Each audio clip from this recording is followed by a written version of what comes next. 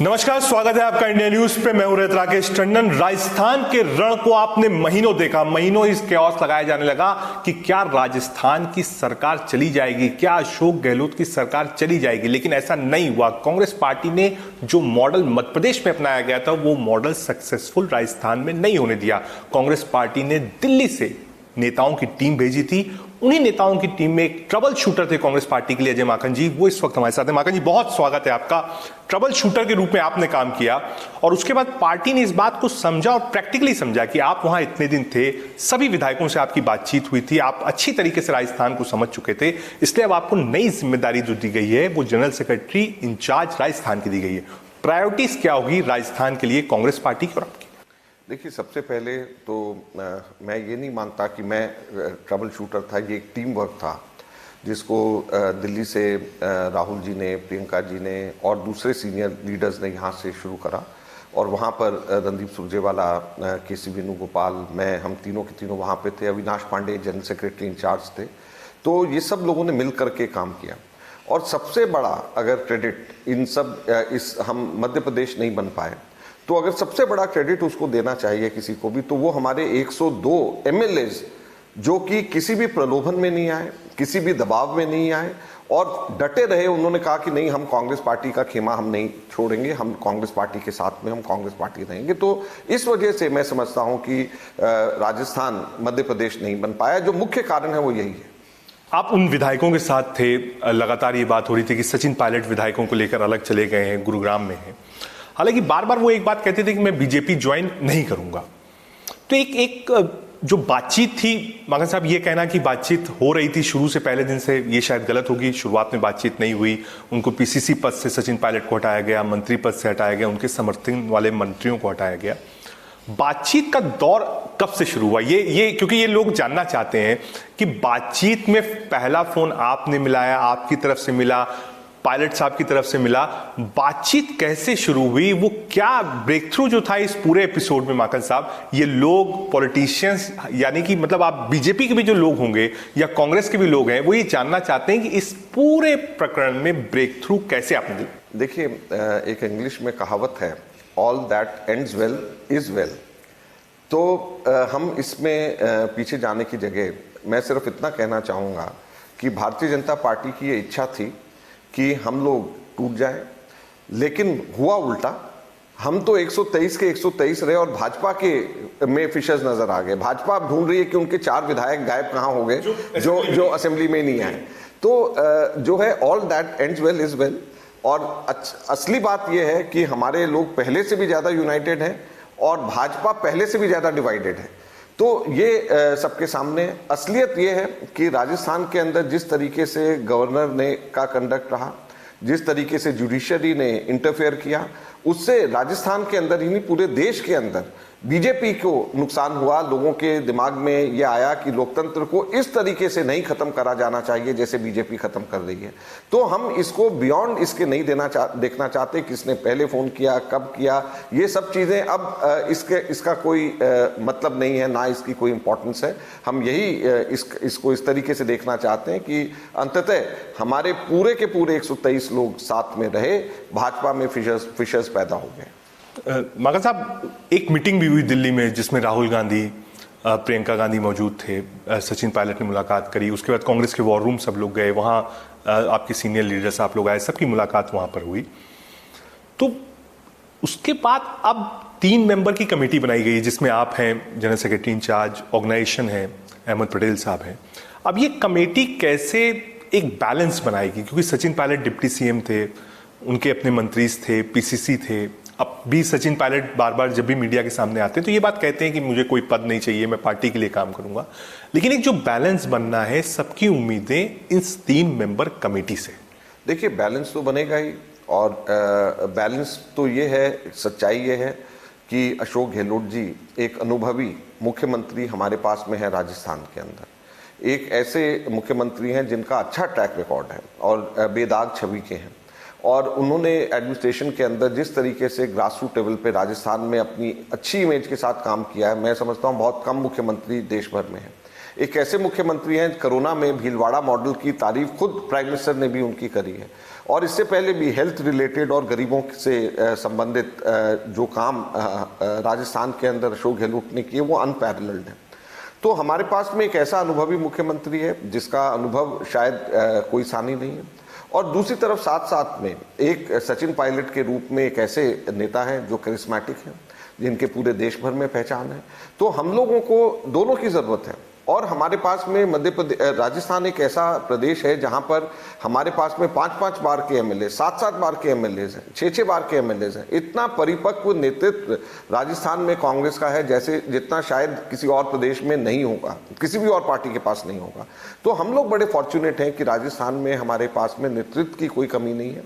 और as general secretary incharge Rajasthan हमने सबको तवज्जो देनी है, सबको इम्पोर्टेंस देनी है, और एक अच्छा समन्वय सरकार और पार्टी के बीच में बैठ सके, इसकी हमारी कोशिश रहेगी। यही हमारा टारगेट होगा। अशोक गहलोत जी की बात आपने करी, सीजन पॉलिटिशियन है, जनरल सेक्रेटरी रहे हैं, जनरल सेक्रेटरी ऑर्गेनाइजेशन रहे हैं, एनएसयूआई यूथ से निकल कर आए हैं।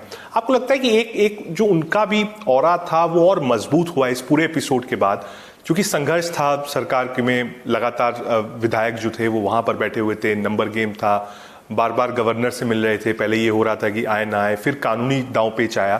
तो अशोक गहलोत भी एक रिसर्जेंस ऑफ अ लीडर के रूप में, मैं ये मानता हूं कि इस पूरे प्रकरण से कांग्रेस मजबूत हुई है, क्योंकि पूरे प्रकरण में कांग्रेस पार्टी एकजुट अंततः नजर आई है, और इस पूरे प्रकरण में बीजेपी बड़े पुअर लाइट में नजर आई है। दो चीजें आज तक के आजाद हिंदुस्तान के लोकतंत्र में कभी भी नहीं हुई है, जो पहली बार हुई है, जिसको राजस्थान की जनता और देश की जनता अच्छा नहीं मानती। एक तो पहली बार ऐसा हुआ है कि स्पीकर के द्वारा दिए गए नोटिस को कोर्ट ने स्टे कर दिया है। कभी भी आज तक के इतिहास में ऐसा नहीं हुआ कि स्पीकर जवाब मांग रहा है, स्पीकर स्पष्टीकरण मांग रहा है और उस स्पष्टीकरण को स्टे दे दिया जाए। आज तक के इतिहास में कभी भी लोकतंत्र के ऐसा नहीं हुआ। दूसरा, आज तक के इतिहास में कभी भी ऐसा नहीं हुआ कि सरकार चाहती है कि सेशन बुलाया जाए और राज्यपाल 3-3 बार सरकार के सेशन बुलाने के, कैबिनेट के डिसीजंस को वापस भेज रहे हैं। तो ये दोनों चीजें आज तक के कभी नहीं हुई, और उसके बाद में उसको लेकर के कांग्रेस पार्टी ने एकजुटता दिखाते हुए राजस्थान में जिलावार प्रदर्शन करा, देश भर के नेशनल कैपिटल्स में किया। तो इसका दबाव जो पड़ा, उससे अंततः राज्यपाल को सेशन बुलाना पड़ा, और ये बीजेपी को बड़े पुअर लाइट में दिखाया गया। तो मैं इन सब चीजों को देख करके मेरा मानना यह है कि एक व्यक्ति की जीत या हार नहीं, बल्कि पूरी की पूरी कांग्रेस पार्टी की जीत हुई है। एक तो क्योंकि हम एकदम से पूरे के पूरे यूनाइटेड बाहर निकले, और दूसरा बीजेपी को बड़े पुअर लाइट में दिखाया गया, और तीसरा बीजेपी में खुद दरार पड़ गई है। तो इसलिए अंततः कांग्रेस पार्टी इससे एक तरीके से विजयी होकर के पूरे प्रकरण से निकली है। मगर साहब, एज जनरल सेक्रेटरी इंचार्ज 5 बड़ी प्रायोरिटीज राजस्थान के लिए क्या हो गया? देखिए, सबसे बड़ी प्रायोरिटी तो यह है कि संगठन को, एज जनरल सेक्रेटरी इंचार्ज मेरा काम संगठन को और मजबूत करना है। तो संगठन को और मजबूत करने के लिए मुझे पूरे राजस्थान का मैं दौरा करूंगा। नए हमारे पीसीसी प्रेसिडेंट गोविंद सिंह दोतात साहब बहुत अच्छे काबिल प्रेसिडेंट बने हैं। उनका बड़ा अच्छा 3 बार के विधायक हैं और एजुकेशन मिनिस्टर हैं, अच्छा ऑडिटर हैं। उनको साथ में लेकर के हम लोग जाएंगे, और एक बेहतर दूसरा काम होगा, बेहतर समन्वय सरकार और संगठन के अंदर हो। तो सरकार जब अच्छा काम करती है, जिसको संगठन उसका प्रचार प्रसार करे, उसकी हमारी कोशिश होगी, और साथ में एक संवाद भी संगठन और सरकार में स्थापित करना होगा, तीसरा महत्वपूर्ण, ताकि हमारे कार्यकर्ताओं को ये ना लगे कि उनकी बात सुनी नहीं जा रही है। तो ये हमारा एक प्राथमिकता होगा। चौथी प्राथमिकता होगी, हमारे लोकल बॉडी इलेक्शंस अक्टूबर में है, तो उसके लिए हमारे को संगठन को चुस्त दुरुस्त करना है, ताकि हमारे लोकल बॉडी इलेक्शंस में हम लोग अच्छे से जीत करके आए। और पांचवा सबसे महत्वपूर्ण, कि किसी भी हमारे कांग्रेस के कार्यकर्ता और नेता को उपेक्षा की शिकायत नहीं होनी चाहिए, ना संगठन से ना सरकार से। तो ये 5 मैं समझता हूं कि हमारी प्रायोरिटी रहेगी। कोई चीजें सर, ये जो कमेटी बनी है, आप उसके मेंबर भी हैं, जो 3 मेंबर कमेटी है, क्या मीटिंग अभी तक 3 मेंबर कमेटी की हुई है, और हुई है तो किस दिशा में ये कमेटी कोऑर्डिनेशन के लिए काम मीटिंग नहीं हुई, लेकिन हम लोग बहुत जल्द मिलेंगे। हम लोग इसी हफ्ते किसी समय हम लोग मिलेंगे, और उसमें हम लोग तय करेंगे कि आगे का कैसे हम लोग करें। अभी वहाँ पे विधानसभा का सेशन भी अभी चल रहा है। तो हम लोग इंतज़ार कर रहे थे कि विधानसभा का सेशन खत्म हो तो उसके बाद में हम लोग मिलेंगे। सर, सेशन की आपने बात करी, मुझे याद आया कि सब कुछ ठीक हो गया था, सब गले भी मिल लिए थे, हाथ भी मिल गया था, लेकिन सचिन पायलट जब हाउस में गए अंदर तो उन्हें बहुत पीछे बैठा दिया गया। तो उन्होंने कहा कि जो सबसे ब्रेव सोल्जर होता है उसको बिल्कुल बाउंड्री लाइन में बैठाया जाता है। तो उससे एक मैसेज ये भी था, लोगों ने कहा कि शायद हाथ मिलाया है, गले मिले हैं, लेकिन शायद दिल नहीं मिल पाया अब तक। नहीं, ये इसको इस तरीके से नहीं देखा जाना चाहिए। और सचिन पायलट जी ने बड़ा अच्छा उत्तर दिया और एक तरीके से साबित भी किया कि किसी भी प्रकार से भारतीय जनता पार्टी के लोग उकसाने में वो नहीं आने वाले और मैच्योर पॉलिटिशियन के रूप में वो उभरे हैं, ये कह करके। सर, एक चीज की और बहुत चर्चा है, लोग जानना चाहते हैं कि अब सचिन पायलट क्या करेंगे, क्योंकि बार बार ये सवाल उठ रहा है कि चलिए वहां जो विधायक थे वो वापस लौट गए अपने कैंप में, सचिन पायलट भी पार्टी में वापस आ गए, उन्होंने बोल दिया कि हाँ मुझे किसी पद पर नहीं चाहिए। लेकिन पॉलिटिक्स में ऐसा बहुत दिन होता नहीं, बहुत रेयरेस्ट ऑफ द रेयर ऐसा होता है। तो अब लोग ये जानना चाहते हैं कि सचिन पायलट का भविष्य क्या होगा, क्या वो राजस्थान की राजनीति में वापस जाएंगे, क्या वहां से दूर रहेंगे, या एक जो मांग एक लंबे समय से थी कि जो लास्ट का टेन्योर हो उसमें सचिन पायलट को सीएम बना दिया जाए, या दिल्ली में एआईसीसी में सचिन पायलट को अकोमोडेट किया जाए। मैं सिर्फ इतना कह सकता हूं कि सचिन पायलट पार्टी के लिए एक एसेट है और पार्टी ने उन्हें बिल्ड किया है। तो ऐसा नहीं है कि पार्टी ने बिल्ड नहीं किया, पार्टी ने उनमें इन्वेस्ट किया है। तो पार्टी के वो एसेट हैं जिनको पार्टी ने बिल्ड किया, पार्टी ने उनमें इन्वेस्ट किया, तो पार्टी उनको खाली नहीं कभी भी छोड़ेगी। ऐसे एसेट को पार्टी हमेशा किसी अच्छे कार्य में लगा करके उनका इस्तेमाल करेगी। अब कहाँ पे किया जाए इस चीज़ को आगे आने वाले समय में पार्टी का शीर्ष नेतृत्व इसको तय करेगा। लेकिन सचिन पायलट जी जैसे एसेट को, जिसको पार्टी ने ही बिल्ड किया, पार्टी ने इनको प्रोजेक्ट प्रमोट किया, आगे धीरे धीरे करके कोई इस लेवल पे व्यक्ति जब पहुंचता है तो वो एक दिन में नहीं बन जाता है। और कई दशक से पार्टी ने उनमें इन्वेस्ट करके उनको इस लेवल पे पहुंचे और उनमें अपनी काबिलियत है, अपना करिश्मा है उसमें।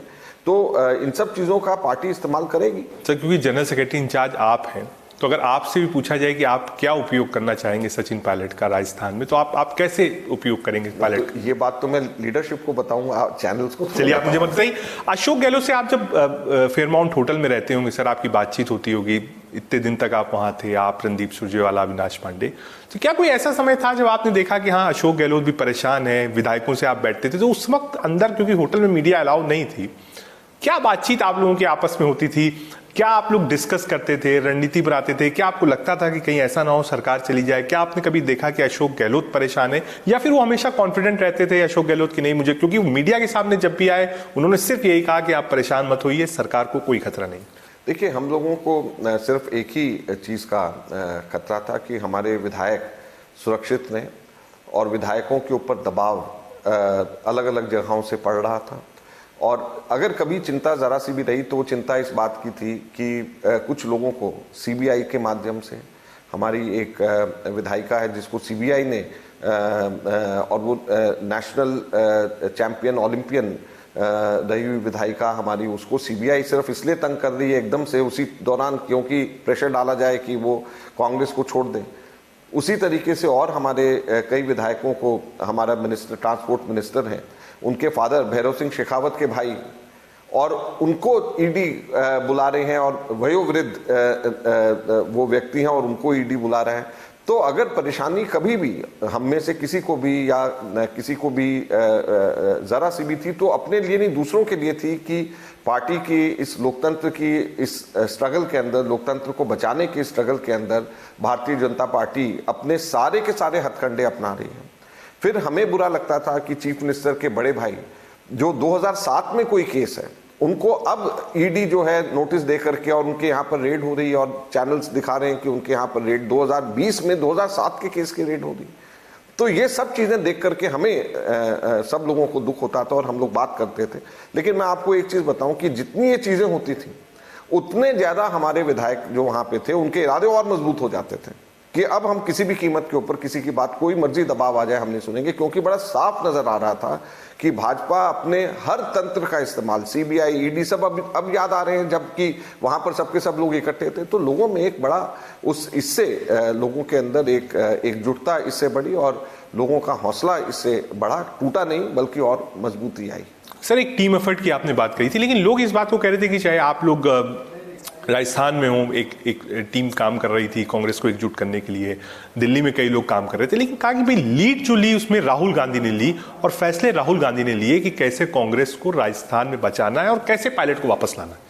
देखिए, राहुल गांधी जी का पूरे प्रकरण के अंदर उनके डायरेक्शंस और उनका एक्टिव इन्वॉल्वमेंट उनका रहा है और ये कोई एक दिन में ऐसा निर्णय नहीं होता और ये पूरे के पूरा इतना बड़ा प्रकरण और इतना बड़ा एक तरीके से हमला लोकतंत्र के ऊपर था और पहली बार भारतीय जनता पार्टी इतने बड़े स्केल के ऊपर विफल रही है कोशिश करने के बाद।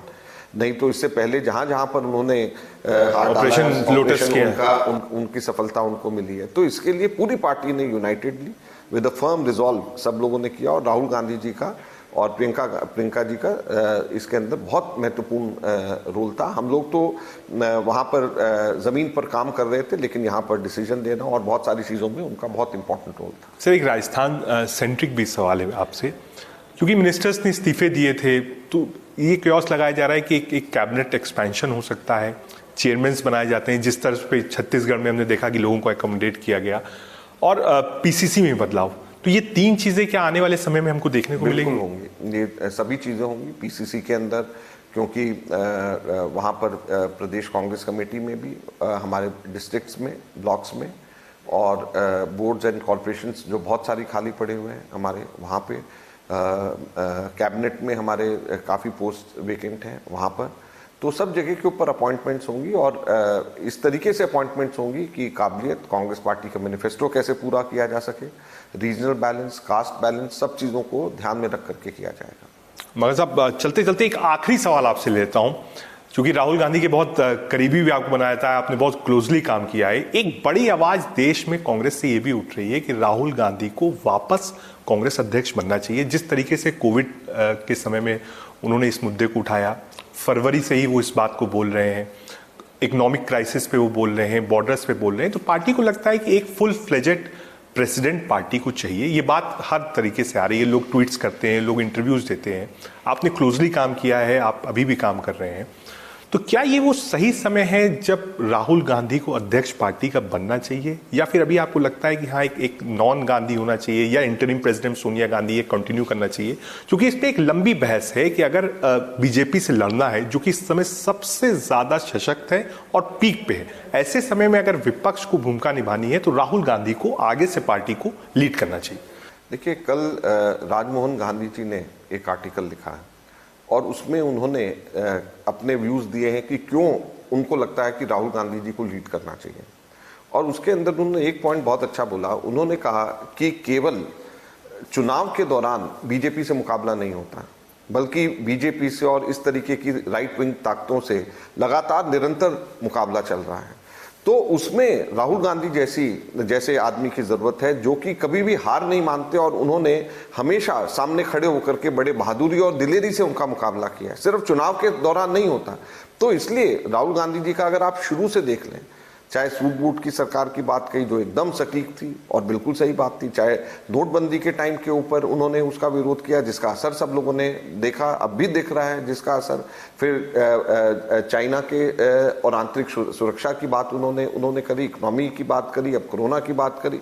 तो किसी भी चीज़ में अगर प्रमुखता के साथ, मुखरता के साथ में किसी ने भाजपा के सामने दिलेरी से अगर सामने खड़े होकर के आंख में आंख डाल करके पार्लियामेंट के अंदर और पार्लियामेंट के बाहर मोदी जी का और बीजेपी का मुकाबला किया, तो एक राहुल गांधी है।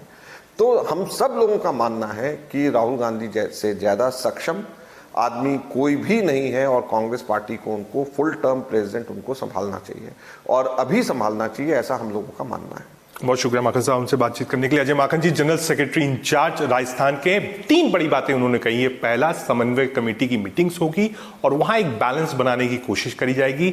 राजस्थान में, पूरे राजस्थान का अजय माखन जी दौरा करेंगे, साथ ही साथ कुछ फेरबदल भी होंगे और वहां मिनिस्टर्स जो हैं वो और बनाए जाएंगे, चेयरमैन वाले पद जो खाली हैं वो भरे जाएंगे। कैसे मैनिफेस्टो में जो वादे कांग्रेस ने किए हैं वो माखन साहब ने कराया कि हम उसको पूरा करेंगे, और उससे बड़ी बात कह रहे हैं कि हाँ ये सही वक्त है जब राहुल गांधी को पार्टी को लीड करना चाहिए और फुल फ्लेजेड प्रेसिडेंट बनना चाहिए।